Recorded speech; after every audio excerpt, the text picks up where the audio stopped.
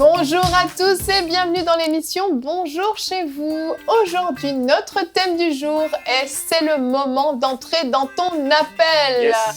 Êtes-vous dans votre appel, messieurs, madame? Yes. Alléluia. Gwen n'est pas sûre apparemment. J'ai dit oui. T'as dit oui intérieurement. Ouais. D'accord. J'essaie juste de ne pas perturber le plateau. Ah, ça va être difficile. Hein. C'est ça. Tu viens de le faire là. Ah, c'est vrai. Ton silence est perturbateur, Gwen. Quoi que je fasse, Yveline. De toute façon, il est persécuté, Gwen. Le pauvre. On t'aime, Gwen. Ça va aller. beaucoup. Tout va bien. Tu as ta place parmi nous. Tu es dans ton appel sur ce plateau dans mon Gloire à chez Dieu. vous. C'est un message pour certains d'entre vous qui sera peut-être prophétique. Peut-être que Dieu va vous parler dans cette émission. Vous savez, votre appel, on a déjà parlé dans différentes émissions, comment savoir quel est mon appel, comment me préparer à entrer dans mon appel. Aujourd'hui, on entre dans l'appel. Parce que c'est bien beau d'être prêt, de se préparer. Il faut se préparer, on l'a déjà dit. Mais il est temps maintenant d'entrer dans son appel. Et Jérémy, on va y entrer tout de suite avec toi dans la pensée du jour.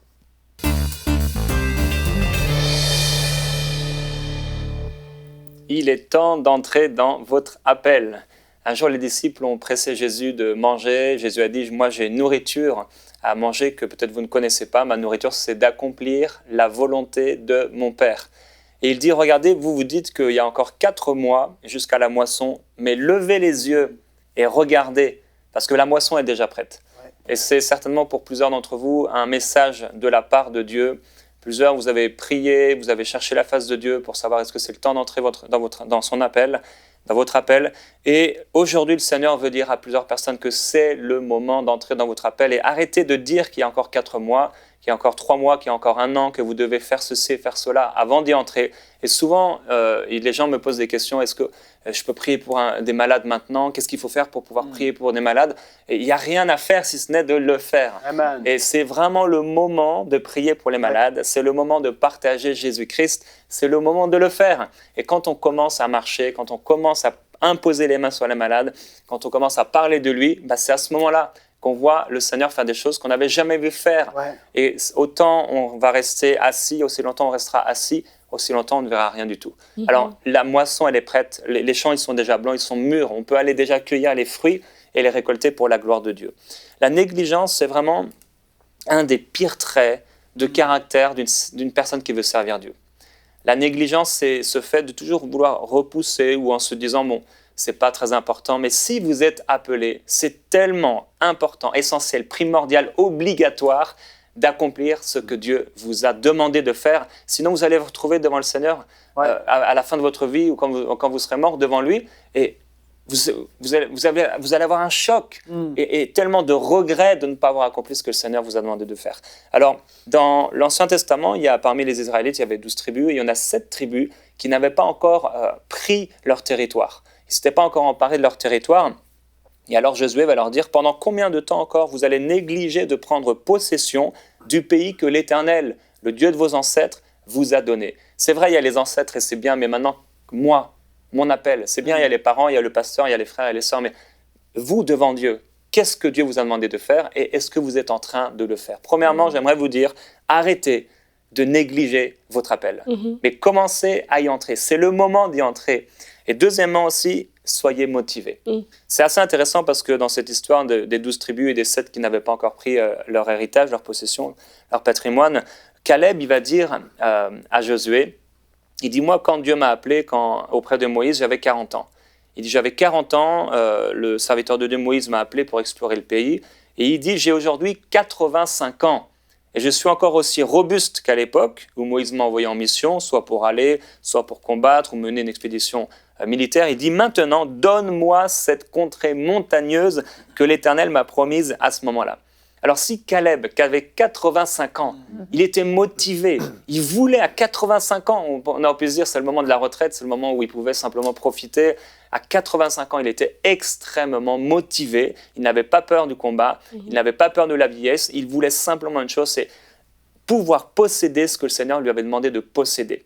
Et s'il a fait à 85 ans, vous qui avez 15, 18, 20, 30, 40, 50, 60 ans, c'est le moment pour vous de ne plus négliger, mais d'être motivé vraiment pour accomplir la volonté de Dieu dans cette année, en ce moment, en 2019. entrer dans votre appel et pouvoir l'accomplir pour la gloire du Seigneur Jésus-Christ. Amen. Amen. Merci beaucoup, Jérémy. En introduction, je n'ai pas précisé qui était notre invité dans la rubrique C'est mon histoire. Je veux juste le dire avant qu'on commence cette discussion. C'est Audrey Mac que j'ai reçue et qui a raconté comment elle est entrée justement dans son appel en tant que missionnaire, et on connaît les fruits d'un tel ministère. Donc on découvrira ça dans la rubrique C'est mon histoire. Mais on voit dans ce que tu nous partages, Jérémy, la nécessité d'un jour ou l'autre de se décider, de se dire là, il faut y aller. Et on va regarder notre verset du jour, 1 Chroniques 22, 16. Cette parole s'adresse à quelqu'un: lève-toi et agis, et que l'Éternel soit avec toi. Vous vous sentez peut-être interpellé par cette parole. On peut lire juste le verset avant, le verset 15, qui dit: tu disposes d'un grand nombre d'ouvriers, de tailleurs de pierre, de charpentiers et d'hommes habiles pour toutes sortes de travaux. L'or, l'argent, le bronze et le fer sont en quantité incalculable.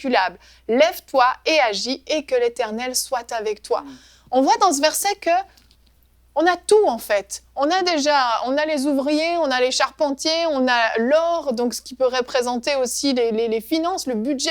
Dieu nous dit: tu as tout entre tes mains, je t'ai tout donné, tu es prêt là, tu as été formé, tu connais ma parole, tu as été avec un pasteur, avec quelqu'un, tu as suivi un évangéliste, peu importe, un missionnaire en fonction de ton appel, tu es prêt, maintenant lève-toi et agis. Parce qu'en fait, le problème, c'est que souvent les gens ont tellement cette peur de ne pas être prêts pour la mission à laquelle Dieu les a appelés. Il faut que je me prépare encore. Alors c'est sûr, il faut se préparer, c'est indispensable.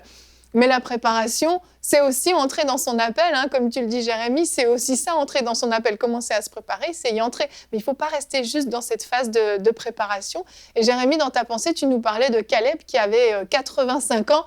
Finalement, il n'est jamais trop tard pour rentrer dans son appel. Oui, c'est ça. Même Abraham, 99 ans. Saül, David, Jésus avaient 30 ans. Donc tous les trois, quand ils ont commencé à entrer dans leur appel, entre guillemets. Donc il est jamais trop tard. Il n'est jamais trop tard d'y entrer. Et toi-même, tu as une expérience par rapport à ça, une expérience personnelle? Oui, quand j'avais 70 ans. Aujourd'hui, tu en as 103. C'est vrai que tu as l'air toujours aussi jeune qu'au début, comme Caleb. C'est vrai, je me souviens au début, MCI, C'est vigoureux. Je le sais encore, amen. Non, mais c'est vrai qu'on a des âges différents, on a des appels qui sont différents les uns des autres. Maintenant, le temps passe. Au bout d'un moment, on a peut-être des enfants, les enfants vieillissent, grandissent, ils entrent même dans leur appel. On voit les gens à droite et à gauche qui entrent dans leur appel. Beaucoup de gens sont frustrés parce qu'ils voient les autres avancer et pas eux. Et cette peur dont tu parles, parce qu'il y a différents appels. Bon, c'est sûr, il y a les appels au ministère, mais bien sûr, il n'y a pas que ça. Ça, c'est une minorité. Il y a le service, ça c'est pour tous. Mais il y a aussi des appels différents dans le milieu séculier, etc. Et des entrepreneurs qui doivent commencer une entreprise, une association, un ministère, quelque chose. Et je veux dire, la peur ne devrait jamais nous arrêter. Va avec la force que tu as, lève-toi, agis, oui, que l'Éternel soit avec toi. Et si on croit que Dieu nous a parlé, on doit foncer. C'est vrai, ça ne va pas nous éviter des temps difficiles, comme on en a eu avec Enseigne et moi au début. Bon, il y avait des moments, c'était un peu galère, entre guillemets. Mais on aimait tellement le Seigneur que ces choses-là, c'était un peu secondaire, quoi. Bon, nous, on était jeunes, on avait 20 ans. Mais on n'était pas trop jeunes non plus. Et quand tu avais 70 ans, tu allais nous raconter ton expérience. Et donc on est entré d'abord dans cet appel avec Enseigne-moi. Ensuite, moi à ce moment-là, j'avais un appel au ministère. Et ça a commencé par des prédications dans mon église locale. Après, c'est sûr qu'en moi, je savais que j'étais appelé à être itinérant. Donc pas un appel pastoral, mais plutôt un appel itinérant d'enseignant et un appel de prophète. Et ça a été long pour y entrer, mais pendant des années, en fait, j'ai prêché l'évangile dans des églises. J'enseignais, je prêchais, etc. Mais je n'avais pas encore d'onction du ministère sur moi. Donc pendant plus de 10 ans, je prêchais sans onction du ministère, mais je prêchais quand même. J'exhortais, j'encourageais. J'étais invité dans quelques églises parfois. Et voilà, Dieu... Il y avait des fruits quand même. Il y avait des fruits, Dieu bénissait, il est derrière sa parole. Et c'est bien plus tard, donc le 9 février 2012, je crois, que là, l'onction du ministère est tombée, 2011, et que l'onction du ministère d'enseignant est d'abord tombée sur moi. Et du jour au lendemain, ça a tout changé. Je suis entré d'abord dans ce ministère d'enseignant et plus tard de prophète, où j'ai été vraiment mis à part le 9 février, 3-4 ans plus tard, où là, j'ai commencé à y entrer. Et donc, j'y entre toujours de plus en plus. Donc, il y a un temps pour la préparation, c'est vrai, mais après, il y a un jour où on se lève, ou des fois, au niveau du ministère, c'est sûr que comme moi, j'aurais pu me dire, non, j'ai pas l'onction du ministère, donc je vais rien faire. Mais non, parce que j'avais ce feu, j'avais ce désir, il fallait que je commence à prêcher. Et je crois que si je l'avais pas fait, Dieu n'aurait jamais pu, j'aurais pas été fidèle. Dans le peu qu'il m'avait donné, peut-être il m'avait pas donné entre guillemets grand-chose, mais j'ai commencé à prêcher simplement avec ce que j'avais. À l'époque, je pouvais trouver ça super. Maintenant, si je réécoute un message, je trouverais ça peut-être un peu moyen. Mais en tout cas, c'est sa parole et elle est bénie. Amen. Amen. Non, mais on avait reçu ici à Saint-Monisteur le pasteur Werner Lehmann. Je dis toujours Lehmann, mais c'est Lehmann son nom. C'est suisse. Et il avait un témoignage tellement puissant, je me rappelle, entre les émissions, on parlait. Et lui, il est rentré dans son appel plus tard. Et il encourageait justement les gens qu'il n'est jamais trop tard. Le but, c'est de faire confiance à Dieu. Et des fois, on a peur de l'échec parce qu'on a peut-être réussi déjà notre carrière professionnelle. Et là, dans servir Dieu, c'est vraiment... on se laisse aller parce que c'est Dieu qui conduit, puis c'est Dieu qui nous amène, puis c'est pas comme quand on travaille en comptant sur nos propres forces. Et vraiment, j'ai encouragé les gens qui commencent le ministère plus tard, qui se sont appelés, mais qui se disent, j'ai déjà 50 ans, j'ai déjà 45 ans, peu importe. Des fois, le Seigneur peut vous avoir appelé plus tard que les autres, mais il y a une accélération aussi qui est sur votre vie, qui est sur le ministère qu'il vous donne. Il y a une onction, comme Jérémie parlait, une onction qui tombe sur toi. Il y a des révélations, tu comprends rapidement des choses que quelqu'un d'autre aurait pu prendre plus de temps à comprendre. Donc, ne dis pas que, non, moi, je ne peux pas rentrer comme pasteur d'église à mon âge et tout ça, parce que j'aurais dû commencer il y a 20 ans. Oui, peut-être.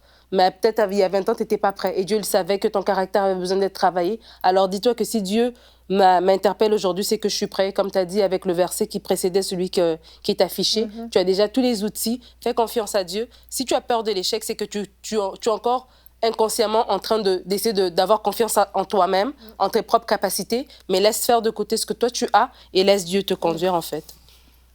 Moi, j'ai aimé le verset que Jérémie lisait. Lorsque Jésus va leur dire « levez les yeux ». C'est important lorsqu'on est appelé.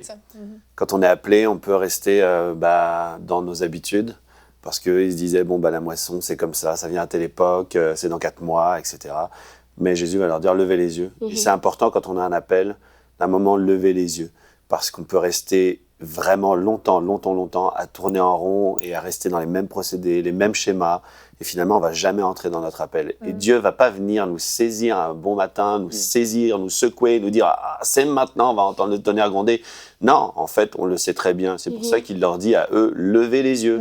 C'est votre responsabilité de lever les yeux. Vous pouvez les garder baissés, vous pouvez rester dans vos schémas, ou bien vous pouvez lever les yeux et regarder. Et j'ai aimé, un jour, c'est quelque chose qui m'a vraiment marqué, quelqu'un qui était dans Prière Inspirée, qui a dit « Vous êtes la réponse à une question qui est posée sur cette terre ».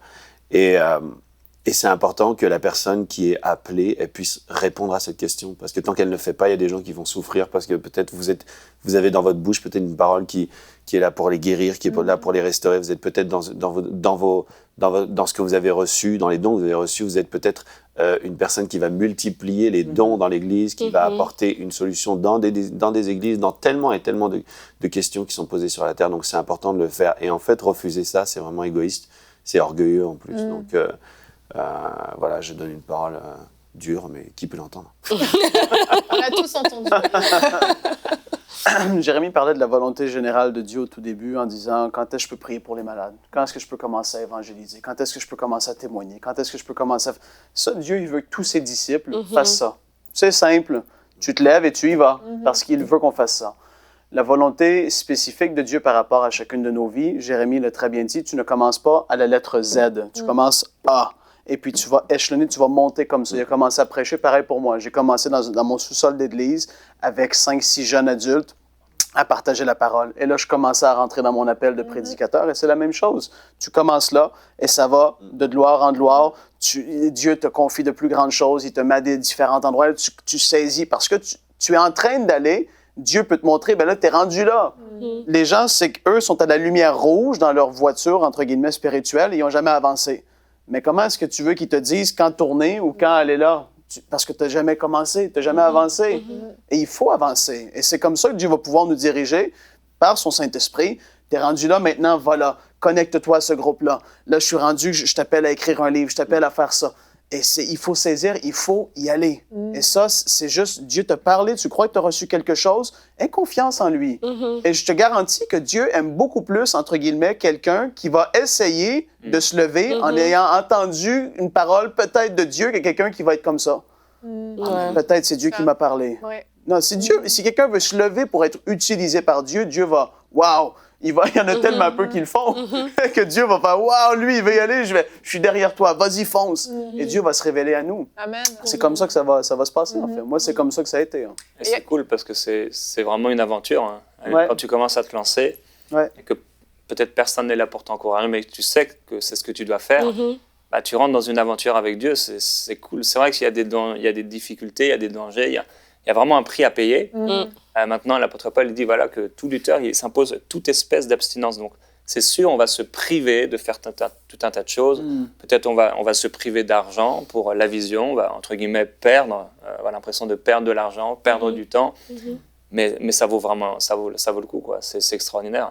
Il y aura un prix à payer, il y aura des difficultés, mais il faut le faire.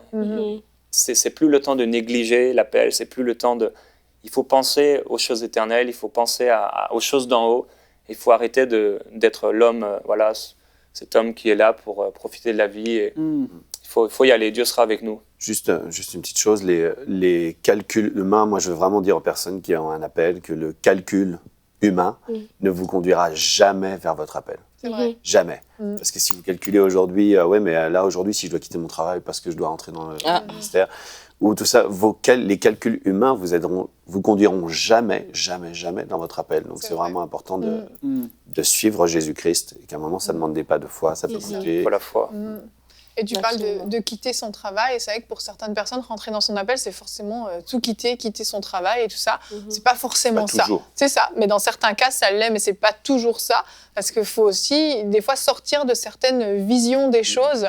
On peut commencer à exercer le ministère tout en ayant un travail à côté, et les choses se font aussi petit à petit, c'est ça, faut pas brûler les étapes, comme tu l'as dit, Frank, c'est vraiment important d'y aller étape par étape avec ce que Dieu nous demande. Et on peut voir grand, mais commencer petit. Et il faut aussi se satisfaire des petits commencements. Et tu as parlé du prix à payer, Jérémy, et c'est important que les gens le sachent, parce que certaines personnes ont commencé, sont rentrées dans leur appel, mais le prix à payer était tellement lourd que ces personnes-là ont renoncé après. Et peut-être c'est votre cas, vous nous écoutez, vous avez commencé à entrer dans votre appel, et ça a été tellement lourd, vous avez simplement renoncé. Aujourd'hui, Dieu veut vous dire, reviens à ce que tu faisais avant. Parce que là, tu étais dans ta destinée, là, tu étais dans les plans que j'avais formés pour toi, pour ta vie. Et tant que tu ne le feras pas, tu seras en dehors de ma volonté parfaite pour ta vie. Donc, si vous nous écoutez, vous êtes interpellés par cette parole, je vous invite vraiment à aller prier, à simplement vous repentir devant Dieu et dire, Seigneur, je te demande pardon.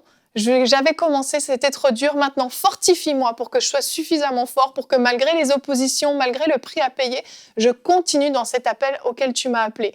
Et on va regarder maintenant le témoignage d'Audrey Mac. Vous allez voir un témoignage de missionnaire. Généralement, les missionnaires, c'est vrai, ça coûte tout. Et vous allez voir comment Audrey Mac, malgré le prix payé, elle a continué, elle a persévéré et elle persévère encore aujourd'hui. Je vous laisse écouter ça dans la rubrique « C'est mon histoire ».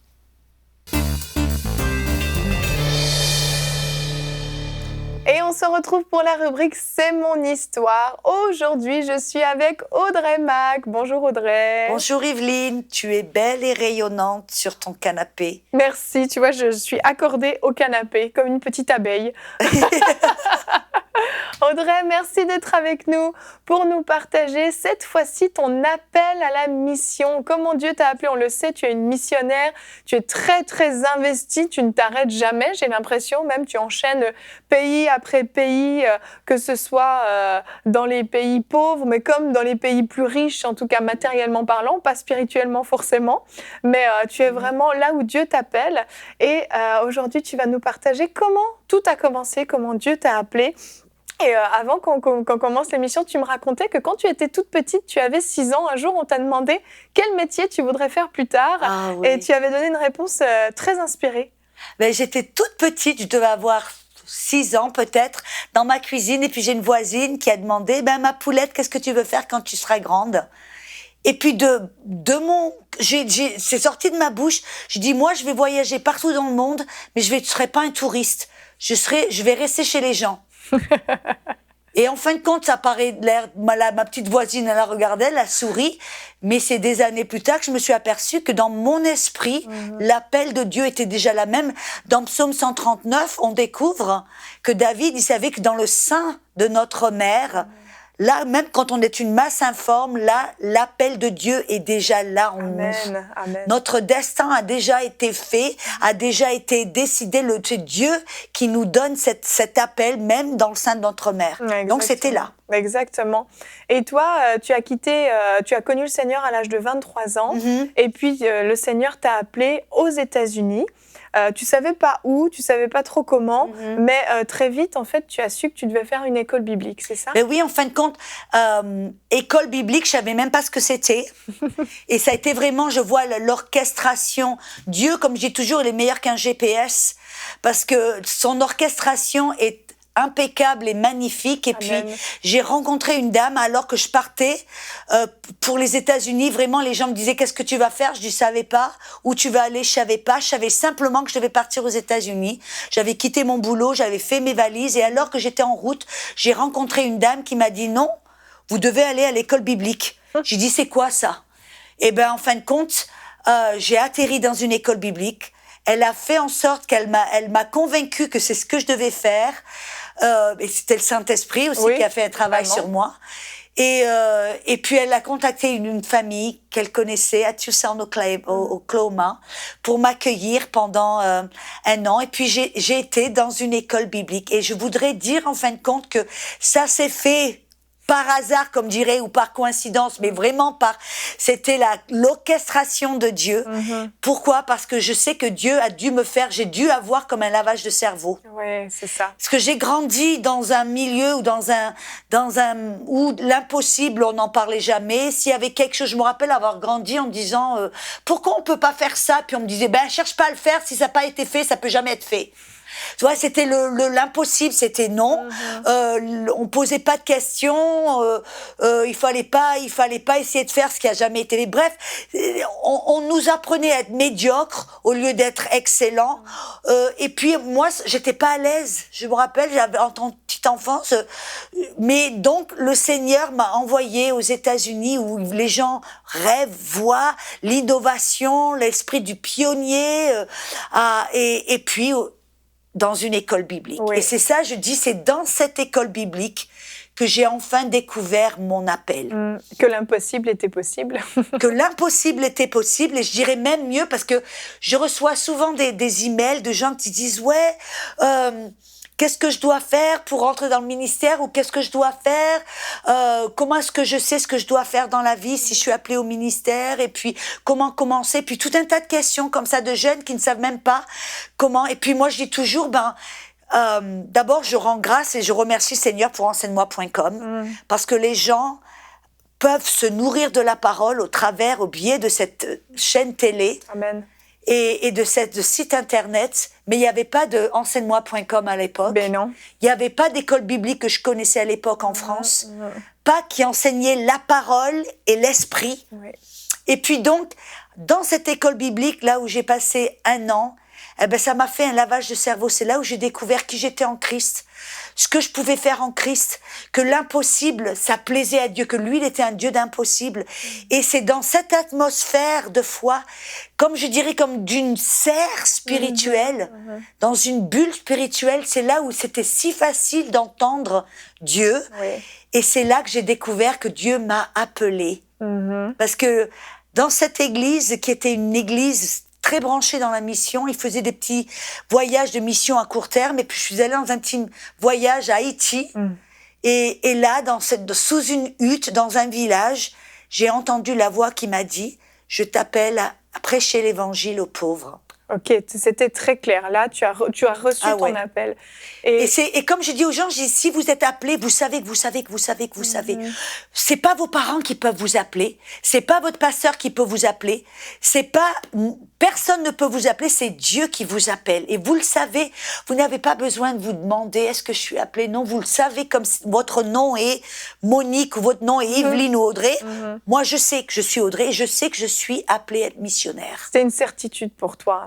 Et ensuite, tu rentres d'Haïti et puis tu embarques dans une troupe théâtrale. Oui, j'ai d'abord fini mon diplôme. J'ai fini le diplôme, ma formation qui m'a vraiment ancrée, m'a donné une fondation dans la parole. Ça m'a donné un amour, ça m'a permis de développer parce que j'ai remarqué quelque chose, je parle dans certains pays en Europe où aller à l'église, ce n'est pas quelque chose, on fait de temps en temps, on n'en voit pas la nécessité. Et en tant que Française, alors que j'aimais Dieu, j'étais chrétienne, j'avais accepté le Seigneur, les premiers 9 mois de ma vie, le dimanche à l'église, c'était pas quelque chose que je pensais que c'était nécessaire. C'est quand j'étais à l'école biblique, tout d'un coup, j'ai découvert que être à l'église, c'était tellement important tout d'un coup, on se greffait dans le corps du Christ. C'était là qu'on pouvait servir, apprendre qui nous étions. Et puis, je vais un pas à l'avant, aller dans un collège biblique aussi. Et c'est tellement, et dans un bon collège biblique, dans une bonne, parce que il y a des écoles bibliques qui vont vous remplir de plein de trucs intellectuels. C'est ça, que de la connaissance. De la théologie qui ne sert à rien. Qui va vous handicaper plus qu'autre chose, vous remplir de notions religieuses, de doctrines, comme Jésus dit, méfiez-vous du levain des pharisiens, qui est la doctrine qui vraiment va vous handicaper plus qu'autre chose. Je remercie le Seigneur qui m'a guidée dans une école et demandez au Seigneur, Seigneur, quelle est une bonne école pour moi? Amen. Il y en a maintenant, il y en a des bonnes. On va parler du Saint-Esprit, on sera rempli du Saint-Esprit. Voilà, une école qui valorise la parole vraiment et que ce soit du pratique et la communion avec le Saint-Esprit, la vie de l'Esprit.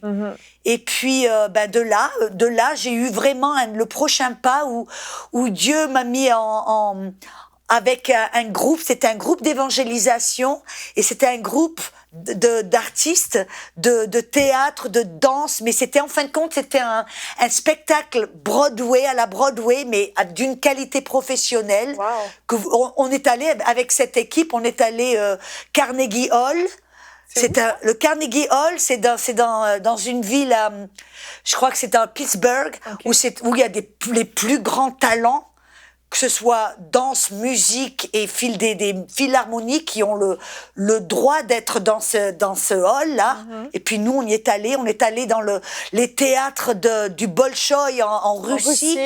On a eu des portes ouvertes parce que la qualité de ce spectacle, mais c'était l'évangile au travers du mime, de la danse, des spectacles et tout un tas. Et puis, moi, j'ai eu l'opportunité, après avoir été fidèle pendant 1 an, à plier des t-shirts et à vendre des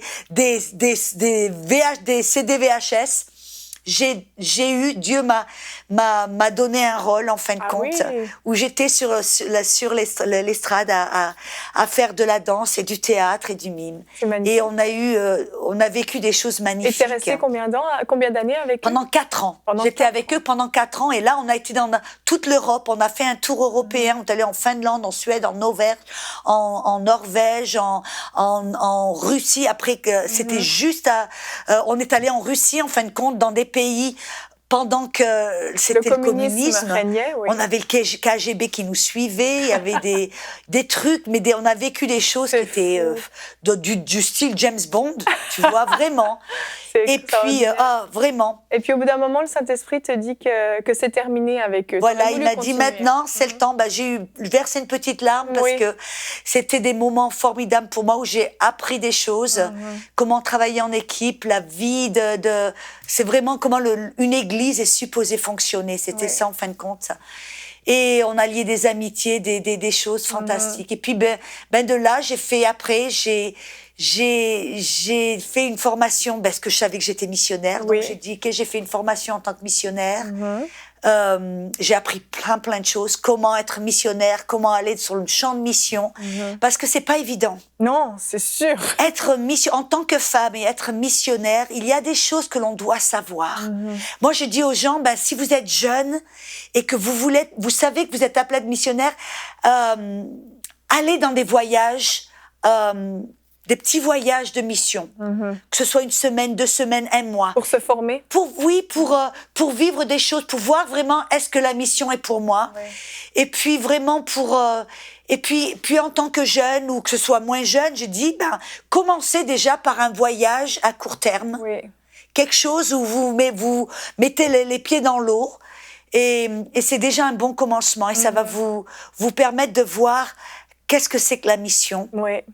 Et puis, je crois qu'il y a beaucoup plus de... Puis, je veux encourager les églises à faire ça, à faire des voyages missions à court terme, à avoir des gens de vos églises, parce que ça les sensibilise, ça leur permet de voir ce qui se passe et qu'est-ce qui se passe à l'autre bout du monde, parce que des fois, on a tendance à être replié sur notre nombril ici, et ça nous ouvre les yeux sur le monde. Et puis, en fin de compte, quand j'ai commencé dans la mission, j'ai commencé en Albanie, puis on voit aussi des photos, là. Et puis, en Albanie, je suis restée 9 mois, puis j'ai fait plein de choses. Parce qu'au début du ministère, en fin de compte, Dieu nous permet de faire plein de choses. On touche à tout. Vas-y. Je dis on touche à tout. On touche à tout, oui. J'avais un ministère dans les orphelinats, parce que j'avais eu un peu de l'expérience dans le théâtre, donc j'ai enseigné les gens comment faire du théâtre. On était dans les rues. On voit là une image où j'avais écrit des pièces de théâtre dans la rue. Et puis les gens dans la rue, à chaque fois comme à Paris, s'il y a quelques personnes qui se réunissent, qui font un petit peu de la danse, du break-dance ou du théâtre ou quoi que ce soit, les gens se réunissent. Et puis de là, on a vu plein de gens qui ont donné leur vie au Seigneur. Et puis on a fait même dans un théâtre, on voit la photo d'en haut, là où j'avais enseigné, en fin de compte, c'était à Noël. Qu'est-ce qui s'est passé à Noël? Et puis j'avais enseigné, c'était formidable, plein de gens qui étaient venus au Seigneur. On voit la dame là, qui avec son petit fuseau, on est allé dans les montagnes où personne n'avait jamais mis le pied. On est allé dans des villages à sac à dos pour prêcher l'évangile. Et puis, on a vécu des choses formidables. C'est merveilleux. Et puis, de là, il y a eu la prochaine étape où je suis allée en Inde. On voit là une photo où je suis en Inde devant le Taj Mahal. Oui. Et ce qui est intéressant, c'est quand on a un appel, des fois, Dieu nous donne des déjà-vus. Et je sais pas si ça t'est arrivé, j'en suis persuadée, que des fois, il y a des choses que tu vois. Je me rappelle m'être vue toute petite devant le Taj Mahal. Oh. Une autre fois, je m'étais vue quand j'étais là, en Russie, sur la place rouge. Oui. J'ai eu comme un déjà-vu. Oui. Je me suis déjà vue là, mais pourtant, je n'ai jamais mis le pied. Et c'est ça, en fin de compte, si vous avez ce genre de déjà-vu, vous dites, je suis jamais venue ici, mais j'ai l'impression que j'ai déjà été là. C'est en fin de compte, c'est une confirmation de Dieu qui te dit, tu es au bon endroit en train de faire la bonne chose. C'est Dieu qui te dit, tu es en plein centre de ma volonté. Amen. C'est déjà vu des fois qu'on est en train de vivre, c'est Dieu qui dit, ouais, tu es en train de faire ma volonté. Amen. Et il y a eu l'Inde. L'Inde, on en a un petit peu parlé, mais l'Inde, c'est quand même un gros morceau parce que Dieu t'avait vraiment donné un cœur pour l'Inde. Et là, en Inde, ça a été particulier. Ça a été ta première mission en solo, entre guillemets, dans le sens où le Saint-Esprit t'a dit, tu vas être complètement dépendant de moi, de A à Z, financièrement, mais même dans tes déplacements, dans ce que tu allais faire, tu étais complètement dépendante du Saint-Esprit. Et je crois, en fin de compte, il n'y a pas longtemps, j'ai enseigné tout un cours sur le ministère itinérant. Oui. Et je disais, Seigneur, je referai des recherches pour savoir qu'est-ce qu'il y a à dire. Il n'y avait rien du tout. Et le Saint-Esprit m'a parlé, il m'a dit, dans Marc 6, tu as tout ce dont tu as besoin. Et j'ai découvert que dans Marc 6, c'est Jésus qui enseigne ses disciples qu'est-ce qu'ils doivent faire. Il les envoie en mission. Et une des premières choses qu'il leur dit, il dit, ne prenez pas de sac, prenez pas de manteau, prenez même pas une deuxième paire de souliers. Et prenez pas d'argent. Et puis les envoyer vraiment là, à l'aveugle, entre guillemets, une foi complètement aveugle. Et c'est ce que le Saint-Esprit a fait avec moi. Quand j'étais en Inde, toute seule, je connaissais personne. Il m'a dit, ne reçois aucun fonds des États-Unis, rien du tout, fais-moi confiance. Et puis de là, vraiment, c'est là où j'ai appris à faire confiance au Saint-Esprit, où il me disait des fois, je rencontrais quelqu'un qui me disait, moi je connais quelqu'un dans telle ville, puis il m'écrivait le nom de la personne sur un bout de papier. Alors j'avais le nom de la personne, et puis après le Saint-Esprit me dit, va dans le train, sors du train, et puis voilà, va trouver cette personne. D'accord, je prends le train, 3 heures de train, je sors du train, et puis maintenant quoi? Ben oui. Puis il me dit, va près de cette voiture. Je vais prendre une voiture blanche, puis il y avait derrière, il y a de la puissance dans le sang de Jésus. Alors je dis, ah ben ouais, bon, je me tiens derrière la voiture, puis j'attends. Puis il y a deux bonhommes qui arrivent et qui me disent, et j'ai dit, monsieur, excusez-moi de vous parler, est-ce que vous connaissez cette dame? Ils me disent, ah oui, on la connaît très bien, on vous amène chez elle. Puis je rentre dans la voiture, ils me déposent chez cette dame. Et puis, je reste chez elle, elle m'accueille. Et puis, on m'avait donné le nom d'un autre pasteur en me disant, ce pasteur-là, on l'a connu il y a 20 ans. On ne sait pas s'il est toujours vivant. Mais voilà, je te donne le nom. C'était pasteur Nazim. Et puis, dans une ville qui a 1 million d'habitants, tu vois, il s'est trouvé quelqu'un sans annuaire téléphonique. C'est fou. Pas d'Internet à l'époque. C'était 1994. Et puis, donc, je lui dis, je connais le nom de cette personne. Elle me dit, non, pas du tout. Je lui dis, le Saint-Esprit me dit, commencez à conduire dans la ville, moi je vous guide. D'accord, on va dans la voiture, on conduit. Et puis tout d'un coup, il y a un portail qui dit dessus Maranatha. Et puis le Saint-Esprit me dit, arrête-toi là. Je dis d'accord, je m'arrête, on sort de la voiture, puis je vais voir le portier. Puis je dis, excusez-moi de vous déranger, vous connaissez ce monsieur-là, pasteur Nazim? Il me dit, ah oui, c'est le directeur de notre école. Je dis, vous pouvez aller le chercher. Puis il est allé. Puis du coup, on est devenus amis. Puis ce monsieur, il m'a reçu chez eux. Je suis restée chez eux. Puis j'ai enseigné dans leur école pendant 2 mois et demi. Et puis ce jour-là, des fois, j'écris toujours à sa femme. Et puis des aventures comme ça, c'était d'une aventure à une autre.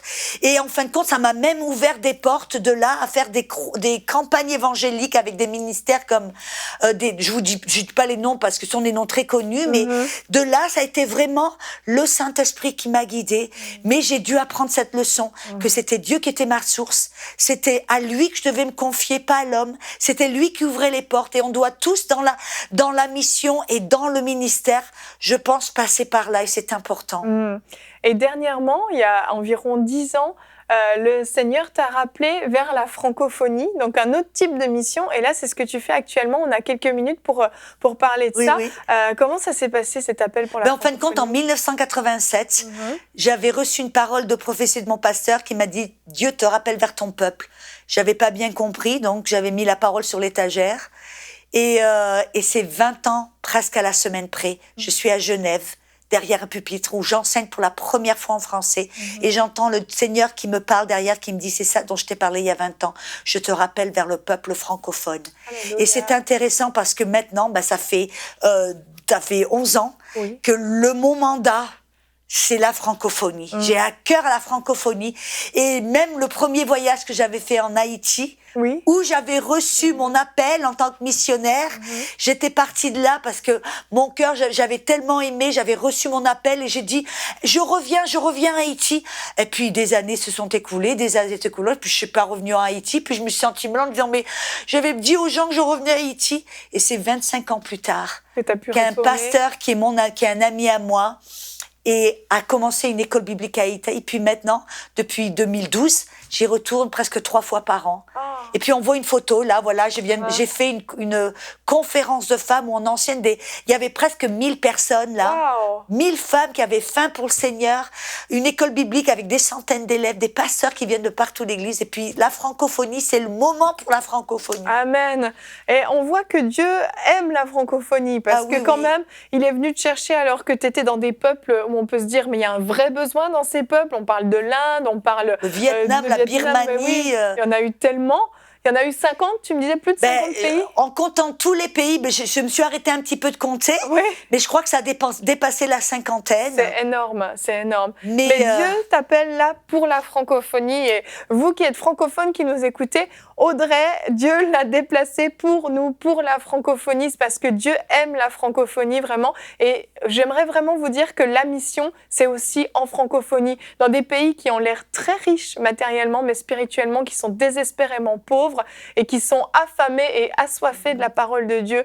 Donc Audrey, là, t'es en plein tu me disais, tu as l'impression que c'est comme si ta mission, pourquoi Dieu vraiment t'a appelé, c'est vraiment maintenant que tu es en train de le faire dans la francophonie. Et on te remercie pour ce que tu fais pour la francophonie. Merci d'être disponible.